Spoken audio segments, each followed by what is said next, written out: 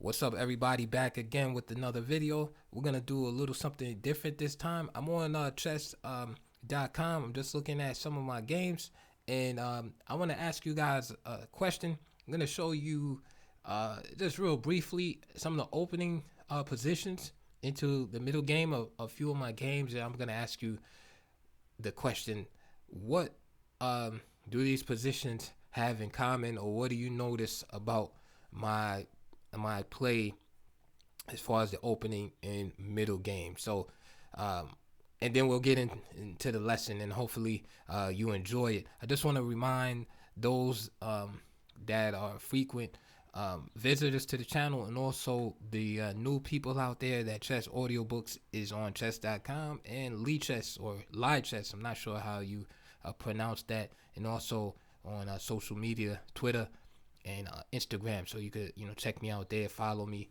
say what's up.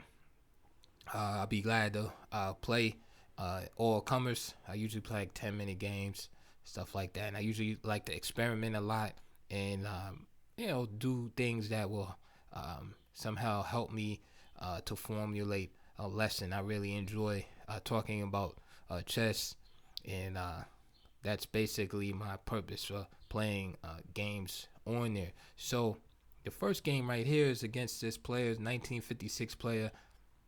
I have the black pieces. The game started out e4, knight f6. I was trying to go in for an Alekhine defense, but for some reason he avoided that. Many players will do that. They don't feel comfortable or knowledgeable in the ensuing positions, and they choose a less critical line. So e5, knight f3, and now the game transposed into like a 3 knights game. Actually, you can get in this position from the Petrov also, if you can visualize that right now. And this position, of course, is nothing to worry about at all. It's just equal position. And as a matter of fact, the positions for black lead to some type of reverse Ruy Lopez. And here with this move, queen d2, my opponent is indicating this desire to perhaps castle queen side at some point, and maybe throw the pawns up on the king side as soon as I commit my king. So therefore, I don't see any reason to castle, and I like to throw a monkey wrench in my opponent's plans from time to time if I can. And this is why you don't see me castling here. And eventually he plays on the queen side also, which to me, this just has an effect of weakening his position. Here, there's really no gains beside this minute spatial advantage over here. And eventually, at the move 13, black is in an excellent position here. And actually, he even castled on the king side there. And so eventually, I went on to win this game. All right, so you see the piece placement, you see the pawn structure. I'm going to show you another one. In this game, I have the white pieces against a 2200 plus player. And what do we have here? E4, E6, so French defense, D4, D5, and I chose to exchange here. I wanted to play an open game, which I discussed in my previous video about the benefits of playing open games, and so I just exchanged. There's really no other way to get to an open game in the French or a Caro-Kann except to exchange. You could play Panov-Botvinnik attack in the Caro-Kann, and you could play a similar type position also playing c4, but you must be willing to accept an isolated pawn also. But you really have to exchange if you want to keep the position open in the French, or you'll get that typical pawn chain in the French. But that's a different topic altogether, and like I said, you can look at my video on open games if you're interested. So the game developed typically. Black not really having too much to worry about here. He plays h6 to prohibit bishop g5 at some point. I kept developing. Right, I'm just putting the pieces in their best positions. And there you can see the reason for him playing knight e7 earlier is so that he can deal with that bishop on f5. He trades off, but hands over the light squares to me. The game continued. F3. And actually, this game wound up being a draw. Actually, obtained a winning position, but ran out of time. Matter of fact, I'll just show you the end position. But this is what I want you to see right here. Is just the play up to this point, till I get the other rook in the play. So here's the position right here. But I'll just show you how the game actually it ended in perpetual. That's right. Actually made a mistake here at the end, but again, this is for different analysis. A4 was a mistake, and I allowed this perpetual here. Okay, we're gonna look at another position. Okay, here's me again with the black pieces. Play is about 2050, and here I'm experimenting again and play Latvian Gambit here, and he plays bishop c4. More normal is just to take knight takes e5, but again, a lot of players either not prepared or they just feel uncomfortable. So bishop c4, which doesn't really do too much here for black. I think at this point, if you're gonna play bishop c4 here, maybe you should play bishop g8 here. He plays knight takes e5, which is just simply meant by d5. And at this point, black is just off to the races. Black is okay. And I want to leave this position right here. Okay. And I'll show you one final position, then we'll get on with it. Okay, here's a final one. There's many more I could show you, but I only need a few just to illustrate what I'm trying to do for this video. So e4, c5. Okay, this player is black. I'm sorry, I have the white pieces. This player is 2300, as you can see. And I decided to play f4, Sicilian or old school, as you can see, McDonald attack. And the reason why it's called the McDonald attack is because there's a match. Wow, I want to say, what was it, early 1800s between McDonald and English player, and who was the strongest English player at the time, and Labordine, who was a French #1 at the time. And there's many games with this f4 Sicilian from McDonald, and they just went back and forth. So there you go. That's why you have this name, the McDonald attack. So McDonald, not McDonald, sorry. And so I played f4 here. Again, you might say, well, why play f4? Because I'm avoiding the main pathways. Like, I'm not trying to go into knight off and all of this stuff that Vachir Lagrave is playing, and Magnus and Fabiano and all these guys. Plays as obscure Sicilian. I'm just trying to get a position, right? e6, knight f3, queen c7. He's attacking this f pawn. I'm not buying it. I don't care if he's 2300 or not. I'm not buying it, so I just keep developing knight c3, because although I don't know the theory exactly, I'm just playing on general principles, and I know that after queen takes f4, which was played, that white with correct play must have compensation for that. So I don't mind being down a pawn. I know just from my accumulation of chess knowledge that there must be compensation here. Game continued, d4, queen g4. Of course, he has to move his queen. I just keep developing. Bishop e3, a6, queen d2, c takes, knight takes, b5, bishop e2. Right, I give up another pawn. Go ahead, keep taking pawns. Rook g1, queen takes h2, another pawn, and I castle. Okay, and I'm gonna leave this position right here before we get into to our lesson. All right, so to answer the question here, let me pause this one.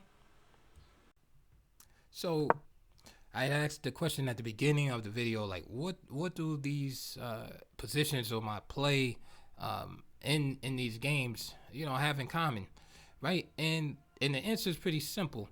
The My play, whether it's from the white side or the black side, uh, I'm always making sure my pieces are active, right?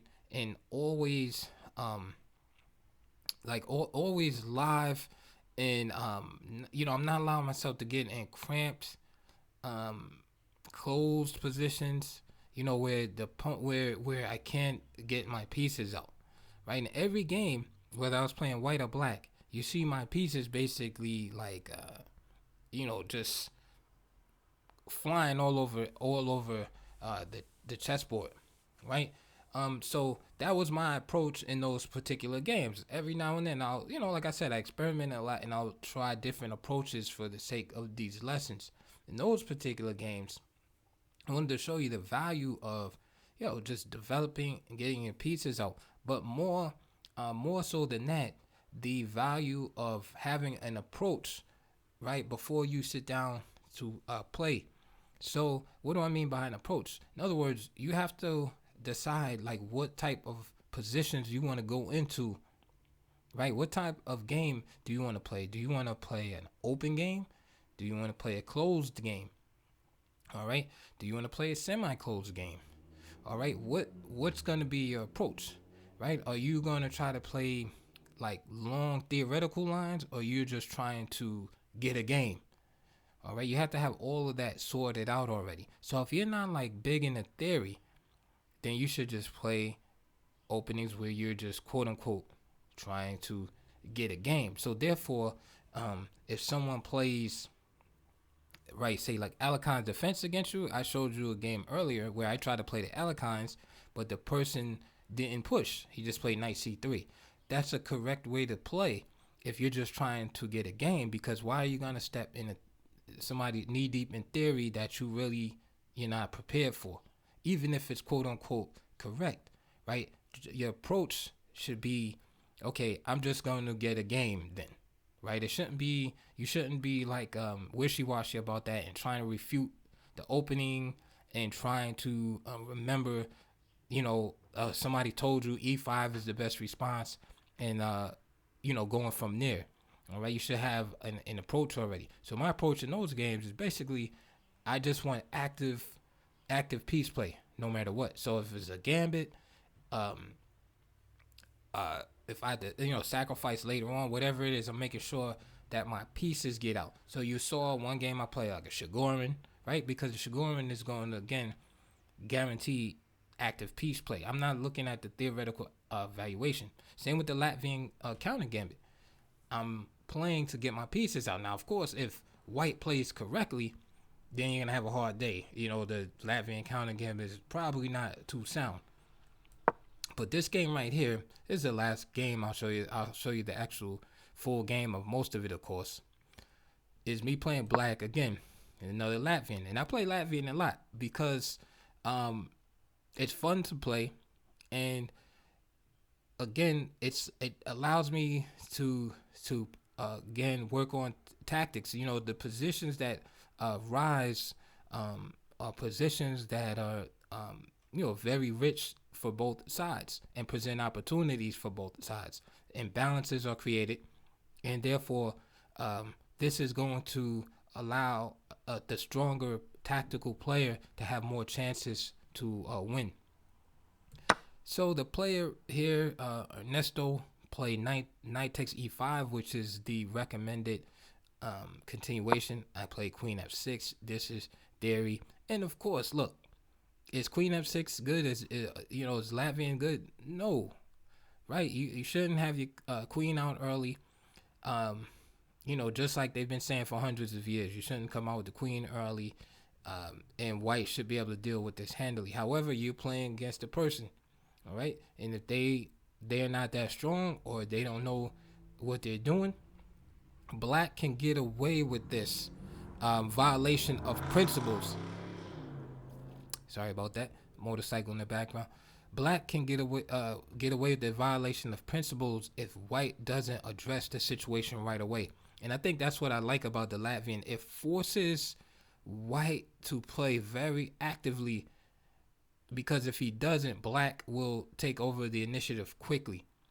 And so I think that's my favorite thing about the Latvian. It forces the hand of white. White can't just sit back and just play passively. It's kind of like Sicilian in that way, where if you just try to play quietly, no matter what, the next thing you know, black will be on the attack. And you'll see this game. So d4, again, all theory, d6, knight c4. It's common. Other options for white, of course, are knight d3, a la Nimzovich. So knight c4, f takes e4, knight c3. This is all normal. Queen g6. And now, I think the best move here for white is probably f3 to start to open the position and try to exploit the position, the lack of development for black. Bishop e2 is also an idea here, but I think f3 is it's kind of like the gold standard here. There's a famous game, I think it's Blackburn. I can't remember who played the black pieces. Was it Blackburn versus someone, where he played f3 in a brilliant game? And I think here, after f3, black is forced to just gambit that e pawn and just start developing. But that's another video altogether. Actually, I do have a video called Grandmasters versus the Latvian Gambit, so you can check that out too. That's on the channel. I'll post a link up at the end. So knight d5 here is a little superficial. I mean, it's just one move attacking the c pawn, and already this lets me know that white is losing. Kind of, it's losing the thread in the position. Queen f7, and now knight f4. Knight f6, bishop e2, bishop e7. And the problem here for black is that he's just for white is that white is just developing and not putting any pressure on black. The e pawn on the pawn on e4 is very strong for black. So just not addressing the center is bad for white, because if it basically just let me get away with this nonsense, bring the queen out early and establishing this pawn center. Castle, castle. So now he plays f3, takes, and he already blunders just right out the gate. Queen takes c4. So no comments really need to be made after that. So here's one more. Same opening. This player is 2000. Again, I played Latvian here. And this time he takes f5, which is of course theoretically fine. I played d6 here, and now he plays d4. I push. He plays queen e2, which is correct. Queen e7, and now the threat is real against the knight there. Knight g5, knight f6, and now he decides to just hop in e6, and this helps black. And again, black once again has just gotten away with stealing just real estate in the center here. And at the d5, black is fine. All of black's pieces are developed, and black simply occupies the first 5 ranks in the position for some reason. So this lets me know that white's play is definitely to be desired here.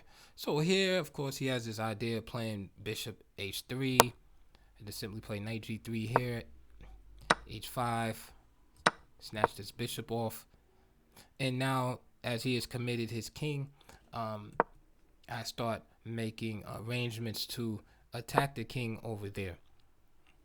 All right, so I play queen f7 here, and what I'm doing is just putting pressure on this f2 pawn. I also wanted to move my queen out of that vulnerable square there. Bishop g2, bishop e7. Now he plays f4. Very committal move, as now I just have a passed pawn there. And of course he wants to roll up the king side with those pawns and use his 3-2 majority.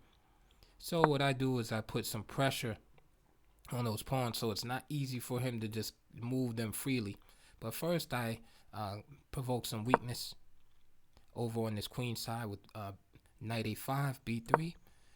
And rook hf8. So now you can see it's not easy for him to just play g4 because, you know, queen takes f4. He fortifies that pawn, and now bishop f6. So now I switch the attack over to the d pawn. Rook d1, knight c6, more pressure there, and now g4. So while the bishop is in front of the queen and rook, he feels like, hey, I can push this pawn now. So now queen e7, that stops g5 from happening. King b2, a6, just taking my time here, a3, and now knight a7. So I have visions of playing moves like knight b5 at some point, right, if the need arises. Rook hf1, so rook d6, and that's the other idea of moving my knight to a6, is now I can move the rook to the third rank and swing it over. Knight a4 to stop rook b6, and also perhaps land on c5 with this knight. I play b6, and now rook c6. So now I still have the idea of coming to b5 with the knight, attacking the it's funny, I'm pointing to the to the squares. You probably can't see them, but the idea of attacking a3 here. And so bishop f1, so he stops that, and he's putting pressure on the a pawn. b5, knight c3. Notice he cannot hop into the this square because of the pin of the d pawn from this bishop. This is why he played knight c3. Now rook d8, rook g2. Again, he's trying to, you know, he has this vision of pushing these pawns. And queen d6. All right. And now my idea is to play bishop e7, and then with these two combined to let's see if I can do it here. Nope. With these two pieces combined, yes, attack a3. So g5, h takes, f takes, and now bishop e7. b4, provoking more weakness in the position. Knight c8. And again, this is like a dream Latvian Gambit. Latvian Gambit is not supposed to work out like this for black, but you'll be surprised. You'll be surprised how many games you will get like this in blitz, in rapid games. G takes, and now g6. Of course, if he just takes the pawn, he'll plays the exchange on h6, he'll just drop the pawn. So he goes for it. Knight b6, and again you can see the weakness in the position there for white. Now I just block the rook, so now that pawn is unprotected on g7. He decides to give up an exchange, and you know, try for some counterplay. Rook g8, just blocking the pawn. It's a more desperate activity here. Knight takes b5, a takes b5, bishop takes b5, knight c4 check. He doesn't want to trade the bishop, of course. The more traded pieces, the easier it is for me. So he plays king b3, now rook b6, forces him to do it. And here he resigned. Actually, he lost on time at this point, as you can see by the time snap up top in the bad position. So, okay, what was the purpose of all of that? Not to say, hey, the Latvian counter gambit is a great game, a great opening, or Shigorin, or you know, Alakon defense or anything like that. But what I want to show you is that if you come to play with a specific goal in mind, in an approach of what type of game you want, right, it will help you in order, you know, to set up your repertoire, so to speak. So if you want to get deep into theory and stuff like that, okay, that's fine, but you're gonna have to, you know, a lot of work to do. Like if you want to try to you know, get like a minute opening out of the advantage, or some type of theoretical advantage, and have to do a lot of work. You know, you're gonna have to be like Kasparov in the 90s. You know, just like looking at all of these lines, and you know, if you have time to do that, that's fine. If you want to play sharp, for instance, okay, find out the sharpest systems, right, that you might encounter. So if you're an E4 player, find out what's the sharpest opening you could play with E4. You know, okay, maybe it's the King's Gambit, but maybe you're like, King's Gambit is not for me. Okay, so there's other systems that are sharp that will give you the piece play you're looking for, but you might have like different kind of pawn structure that you feel more comfortable with. So look for those games. So for instance, I've played King's Gambit. I have a few games actually here playing the King's Gambit. I'm not really a big fan of it, but I do like the Goring Gambit, right? So maybe for me, in Scotch Gambit, so maybe you can do something similar. If you're a D4 player, but you still like to play sharp, look into, it's a little harder because it's a closed system, but you can look into Blackmore Deemer gambits, right, to try to increase your tactical proficiency. You can also play sharp systems, say against the Benoni, right, like 4 pawns attack, even against the King's Indian, right, you can play 4 pawns attack. Look and try to find systems that are gonna suit your style and give you the type of positions and pawn structures that you're looking for. So hopefully that helps. It's a little bit of advice there, and that way you can have a more cohesive,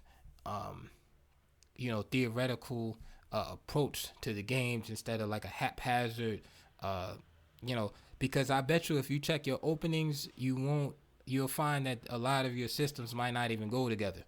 You'll get one position here, and then that you feel great, and then you'll be another opening, you'll be playing totally different position. This also happens in the same opening. I'll give you an example just real quick.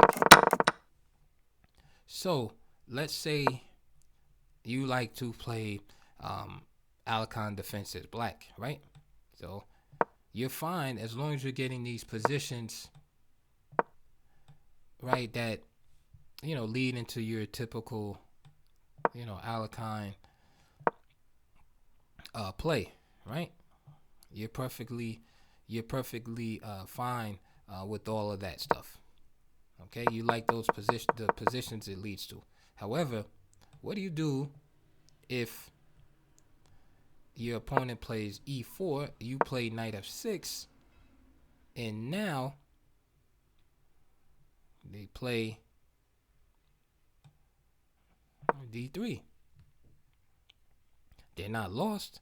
You haven't refuted their opening, but what do you play? Like, what kind of position are you going to end up in?